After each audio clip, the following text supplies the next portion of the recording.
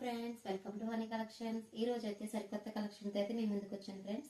ఈ సారీ అయితే చూడండి, ఎక్సలెంట్ గా ఉంది కదా.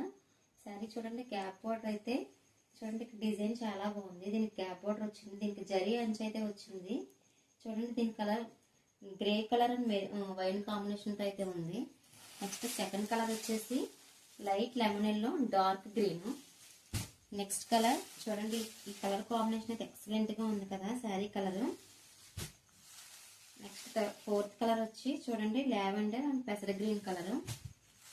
నెక్స్ట్ లక్స్ green and purple colour combination.